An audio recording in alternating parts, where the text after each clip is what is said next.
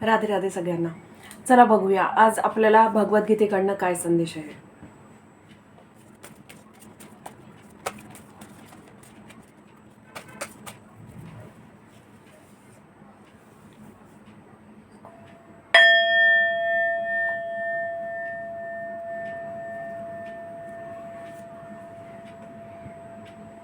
Devotion.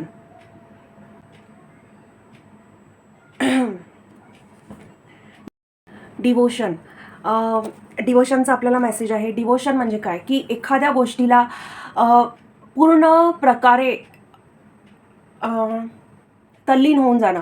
कुठली मग ते स्टडी असो किंवा कुठल्या देवाची आराधना असो किंवा कुठलंही तुम्ही करत असलेलं काम असो. जर का तुम्ही हाऊसवाईफ आहात तर तुम्ही तुमच्या घरच्यांना तुमचं 100% द्या किंवा जे तुम्ही कार्य करत आहात त्याला तुम्ही 100% द्या.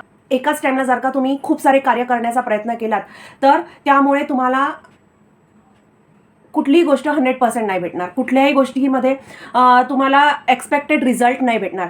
जसं की जर का आपण स्टुडंट्सचं एक्झाम्पल घेतलं तर स्टुडंट्सचं जर का तिथे अभ्यास करायला बसले आहेत बट त्यांचं अभ्यासाकडे लक्षच नाही आहे. ते नुसतं तिथे बसले आहेत, त्यांच्यासमोर बुक ओपन आहे बट त्यांचं लक्ष तर दुसरीकडेच कुठेतरी चाललं आहे. त्यांच्या डोक्यात अलगच काहीतरी विचार चालू आहेत. त्यांच्या डोक्यामध्ये असे विचार चालू आहेत की अरे कुठलं स्पायडरमॅन मूवीचा नेक्स्ट पार्ट कधी येईल किंवा अँटमॅन मूवीमध्ये काय चालू असेल किंवा अजून कुठल्या एखाद्या व्यक्तीला असू शकते. जर का गर्लफ्रेंड आहे तर त्याच्या डोक्यात गर्लफ्रेंडचा विचार चालू असेल किंवा एखादा दिस इज अबाउट स्टुडंट लाईफ. हे एक्झाम्पल झालं स्टुडंट लाईफचं. पण बरेचदा असं घडतं की तुम्ही एक कार्य करत राहता बट त्यामध्ये तुमचं अजिबातही लक्ष नसतं. आणि ज्यावेळेस तुमचं लक्ष नसतं, ज्यावेळेस तुम्ही एखाद्या कार्याला तुमचं फुल कॉन्सन्ट्रेशन नाही करत मग त्यावेळेस ते कार्य पण तुम्हाला फुल रिस्पॉन्स नाही करत. आणि मग ज्यावेळेस फुल रिस्पॉन्स नाही करत ना त्यावेळेस मग तुम्हाला अलगच त्याचा जो एक्सपेक्टेड रिझल्ट असतो, तुम्ही केलेल्या कार्याचा जो एक्सपेक्टेड रिझल्ट असतो तो भेटत नाही. आणि मग एक्सपेक्टेड रिझल्ट नाही भेटला, अपेक्षित त्याचा रिझल्ट नाही भेटला तर मग तुम्ही नाखुश होता. मग तुम्हाला असं वाटतं अरे यार आपण तर आपलं 100% देतो बट आपल्याला रिझल्टच का नाही भेटत. रिझल्ट कसा काय भेटणार आहे, कसं काय भेटणार आहे तुम्हीच स्वतः विचार करा. जर का तुम्ही तुमचं करत एक गोष्ट आहात, तुमच्या डोक्यात दुसऱ्या गोष्टी चालू आहे तर तुम्हाला कसं काय एक्सपेक्टेड रिझल्ट भेटणार. कारण ज्या वेळेस देवाची आराधना करत आहात त्यावेळेस जर का तुम्ही कोणत्या व्यक्तीबद्दल जर का वाईट विचार करत आहात किंवा वाईट विचार ठेवत आहात तर तुम्हाला त्याचा रिझल्ट वाईटच भेटणार आहे. ती प्रेयर, ती माळ तुमची कन्सिडर अजिबातही होणार नाही. मी बरेचदा असं लोकांना करताना बघितलेलं आहे आणि that's why I am saying.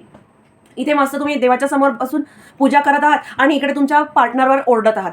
काही अर्थ नाही आहे.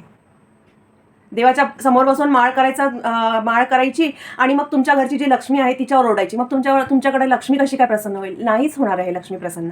सो जर का तुम्हाला हवं असेल की तुमच्यावर देवाची पण कृपा राहावी तर एका वेळेस एक करा ना. तुम्हाला तुमच्या वाईफवर ओरडायचं आहे ना, तुम्हाला तुमच्या पार्टनरवर ओरडायचं आहे किंवा तुमच्या बहिणीने काही चूक केली तिला ओरडायचं आहे, तुमच्या मुलीने काही चूक केली तिला ओरडायचं आहे. पहिले ओरडून घ्या आणि नंतर मग देवाची आराधना करा. तुम्ही जर का म्हणाल की नाही मला हे पण करायचं आहे आणि मला ते पण करायचं आहे तर हे शक्य नाही. डेफिनेटली तुम्हाला याचे रिझल्ट फेस करावं लागणार आहे. मग तुम्हाला असं वाटेल आफ्टर सम टाइम अरे यार मी तर हे करतो बट मला देवाची साथच नाही देत. देव कसं काय साथ देणार आहे तुम्हाला. देव कसा काय तुम्हाला तुम्ही केलेल्या प्रेयर्सचे रिझल्ट देणार आहे. देऊच नाही शकत. कारण तुम्ही देवाला 100% कॉन्सन्ट्रेशननी काम केलं का. देवाची आराधना केली ती 100% कॉन्सन्ट्रेशननी केली का, नाही केली. सो तो देव कसा काय तुमची साथ देईल, देणार नाही. बरेचदा लोकांचं असतं अरे यार मला मी केलेल्या कामाचे 100% रिझल्ट नाही भेटणार. कसं काय भेटणार आहे 100% रिझल्ट, भेटूच नाही शकत. आणि जर का तुम्हाला असं वाटतं की आपल्याला 100% रिझल्ट भेटावं तो तुम्हाला पण तुमचं 100% द्यावं लागणार आहे. असेच नाही लोक IAS IPS ऑफिसर बनतात. त्यांनी त्यांचं 100% दिलेलं असते. At that time they get their result in such a way. त्याच वेळेस त्यांना तसा रिझल्ट भेटतो. सो जेही काही कराल त्याला 100% द्याल. होपफुली श्रीकृष्णाला तुम्हाला जो संदेश द्यायचा आहे तो तुमच्यापर्यंत पोहोचलेला आहे. Thank you Shrikrishna. Thank you very much. Radhe Radhe.